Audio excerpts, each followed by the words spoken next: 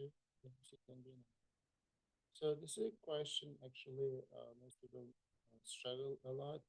So and I'm gonna try doing maybe two approaches. But the first one is just guessing basically, which is I'm gonna ask you actually try if you have nothing else. Okay. So as soon as I say this problem, I just actually guess and then I realize that actually worked. So my guess was this, like the whole addition is equal to a minus b over, I mean a minus one over b factorial, and and then the choice is like similar to the last number, maybe one more, one less, whatever. But which is why I just say, okay, maybe A is one, B is the last number in the denominator, okay, which is a just guess, okay. It doesn't really always the case, but sometimes it's good to try and guess it, other than maybe doing nothing.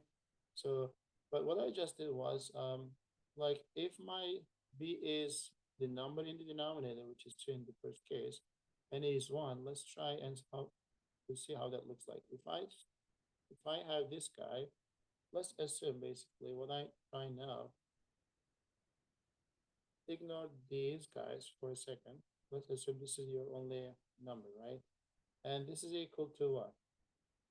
This is equal to 1 minus 1 half, which is actually 1 half. So if you do this, this is also 1 half, so which is actually checked. So when you guess, you cannot really say that's always the case.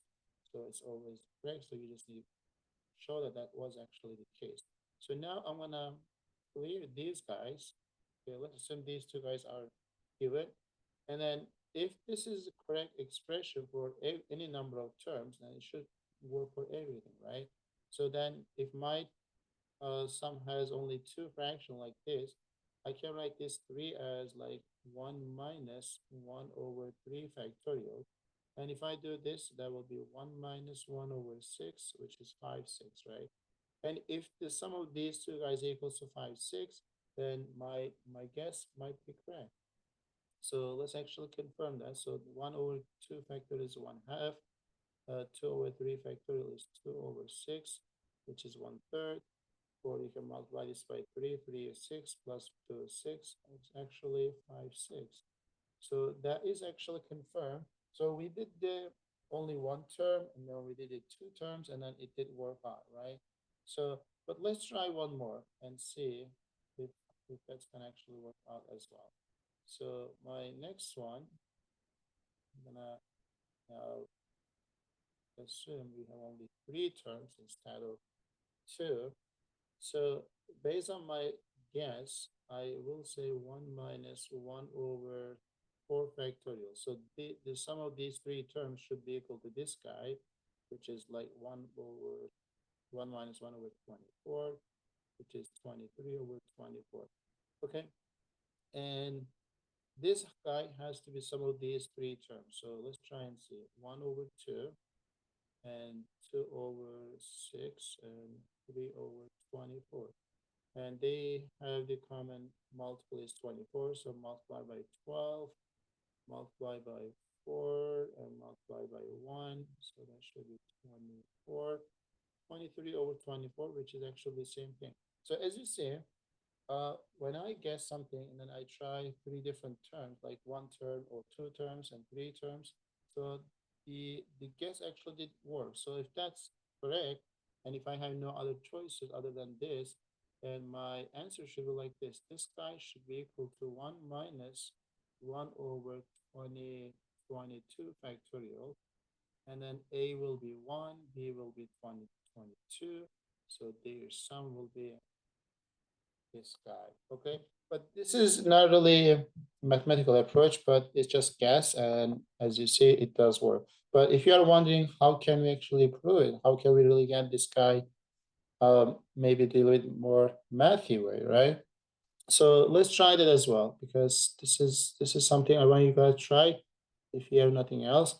But now we are gonna see like we know like we are given a lot of terms are added together, and then we are given that there will be a difference of two things, which is a question that you need to ask how this is possible while you are adding all positive numbers, but at the end you are going to get something minus something, right? Which is why I will say maybe we can write all of these fraction as difference of two fractions. Maybe there will be some cancellation, right?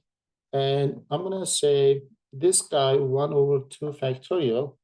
Okay, I'm gonna just write this guy as maybe, let me write here. So 1 over 1 factorial, because like, let me say why this is gonna be what I'm trying. So this could be written as 2 factorial times 1 factorial, right?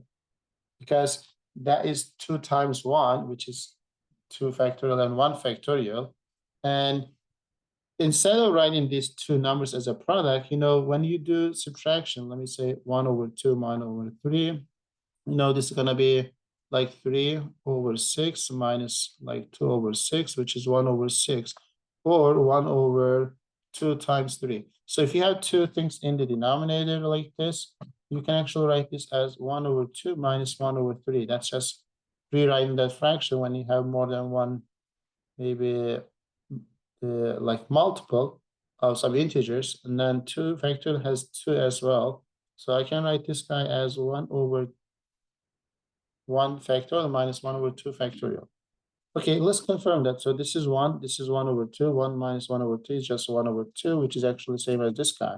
So now it's good. And what I'm gonna try now, this guy, right? So 2 over 3 factorial. So 3 factorial has like 3 factorial, like 3 times, I would say, 2 times 1, right? But this is kind of a bit different from the first one, but 2 actually can be written 3 minus 1. So I'm gonna write here. So 3 minus 1 over 3 factorial. And that could be written as 3 over 3 factorial minus 1 over 3 factorial. So, and if I expand this 3 factorial, that will be 1, 2, 3. 3's will cancel. You got 1 over 2, which is actually same as this guy, right? So I'm gonna write this 1 over 2 minus 1 over 3 factorial. Okay, so you see this guy and this guy will cancel, which is a really nice cancellation, which is I'm gonna expect that will happen for all other terms. Okay, and same idea, I'm gonna use this one. So 3 can be written as, actually, let me write this way, 3 over 4 factorial can be written as 4 minus 1 over 4 factorial, which is gonna be 4 over 4 factorial minus 1 over 4 factorial.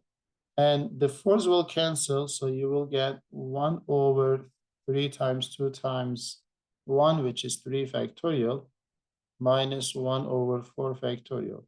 As you see, like this guy will cancel with this 3 will cancel with that. And then if you keep doing this, everything else will actually cancel each other, which is really great. So I'm gonna keep writing those.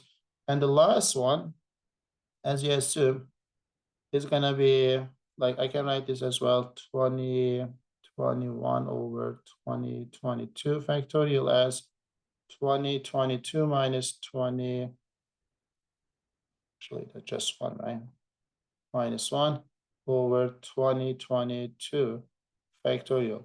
And this could be written as 2022 over 2022 factorial minus 1 over 2022 factorial. Since 2022's will cancel, so the last term will be 1 over 2021 factorial minus 1 over 2022 factorial. So it doesn't really matter because we already saw the cancellation. So this is gonna be add up to 0. This is gonna be add up to 0. This guy will be add up to 0 with that term. And this one will be add up to 0 with the previous term, which is we have a bunch of terms. And now we have the first one is 1 over 1 factorial.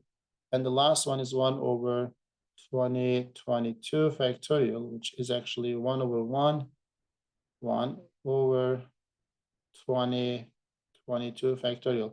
So now that's actually the form that they already set for us. And this whole thing can be written as 1 minus 1 over 2022 factorial. So A is 1 and B is 2022. And if you add those guys, that is what we have, okay? So it's really nice question. Some people may call this idea or approach partial fraction decomposition, or some people may call maybe telescoping like sequence, because everything is going to cancel each other. So either way, so we got the really nice solution. Okay, so I hope you like this one. That's the